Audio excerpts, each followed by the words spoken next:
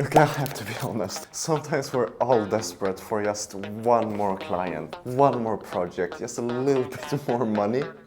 But it often leads to us ignoring the red flags in these potential clients.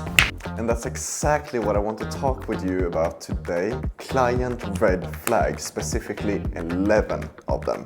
So let's get into the first one. First up, we got pushy with the budget. If you send a proposal to the client, you've talked about the scope, everything seems good, you send a proposal to the client and they immediately start haggling about this budget and saying, oh, can we decrease the budget by X amount? Or, oh, why is this so expensive? I can do it myself. That's typically not a good situation to be in, because it means that they're not necessarily valuing your skills enough. It's eventually probably gonna lead to them just not being very satisfied with the process. It's pretty self-explanatory. So let's move on to point number 2. Refuses to use Slack for communication. And this is really just any kind of specific tool that you want to use for communication. It doesn't have to be Slack specifically, but I say Slack because it's what I use in my business. The reason why this is a red flag is because you propose a specific tool that you want to use for communication, that you hopefully use with all your clients for communication, because you know that it works really well. You have a streamlined process that works. And so if your client refuses to use this, it shows they're not very flexible to make this project into the best possible outcome it can be. So move on to number 3. Super tight deadlines. This is a bit of a gray area. Sometimes tight deadlines is just the reality of doing business. Like sometimes you just need things up and running as soon as possible, and that's what it is. However, if a client comes to you and say, oh, we need this massive website built, designed, built from scratch, we have this custom functionality, and we need it live next Monday, and it's Thursday. That's not a reasonable expectation, but it also means that they don't fully understand what goes into creating, in this case, a website. And this is a great opportunity for you to educate the client. Maybe schedule a meeting with them and say, okay, so your proposed deadline is not gonna work, and these are the reasons why. Number 4, always wanting to hop on a quick meeting. Sometimes meetings are necessary, I will admit that. But most of the time meetings are just completely unnecessary. I try to work in a very asynchronous way. So that means sending messages on Slack, for example, or recording Loom videos instead of having an actual meeting and then recording a Loom video back, and so on and so forth. And yes, this can, depending on the time zones, take a little bit longer to communicate. But a lot of the time, a meeting is just not necessary. And that's the reality. All right, number 5. Is slow to respond to requests. Alright, so when I start working with a client, in my contracts, I have specified specifically that when I send a question to the client, they have to respond within 1 business day.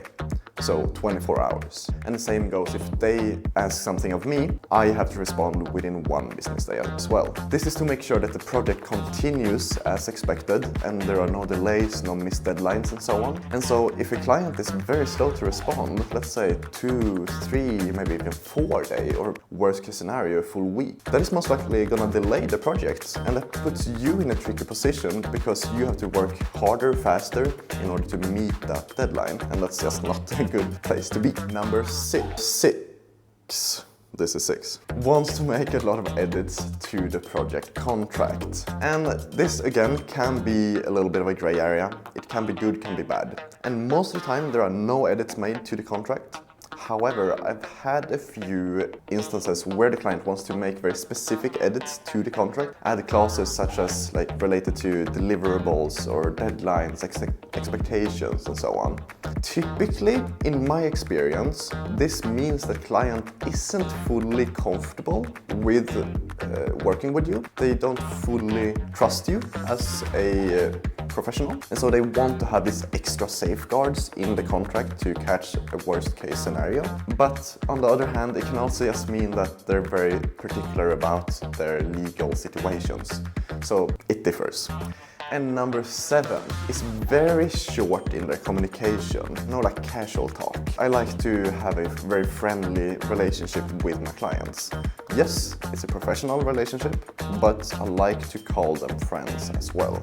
Work just becomes a lot more fun if everyone kind of gets along with each other and can have a bit of casual fun occasionally. But then again, this comes down to like personal preference. That's just the way I like to work.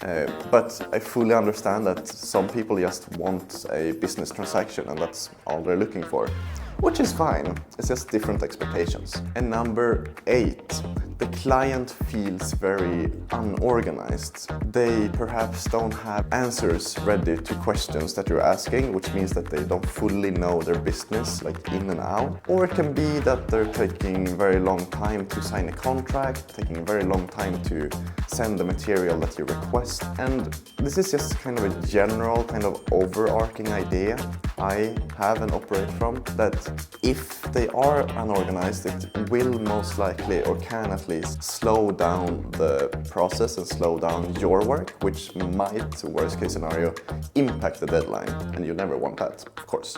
But you have to kind of feel this yourself. There's no like hard written rule of like how this works. So you have to feel it yourself. And number 9, they want to proceed without a contract. This to me is pretty self-explanatory. You should never work without a contract. That's it. It's just a way of everyone knowing what is expected.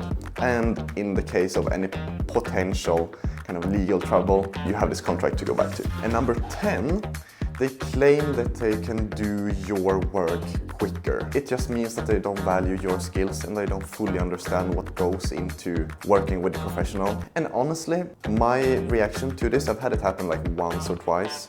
My reaction to this is, well, okay, so you think that you can do it faster or easier or better, then why are we working together? Typically, I try to end those relationships. And the last one, number 11, they want to have constant updates about the project to an extent that slows you down. Typically, the way I have managed projects is that I give weekly updates, no more than that. And this is simply to keep the project going, and the client should trust me as a professional to do the work necessary. And of course, I understand the need for them to know what's going on. If they want daily, that's just not a good relationship, because it means that they don't fully trust you as a professional. And that's never a good relationship to be in. And that was all of the 11 red flags you should look for in clients. Let me know if you've encountered any of these before, and leave a comment down below if you come up with another red flag that you believe that others should look for. And I'll see you.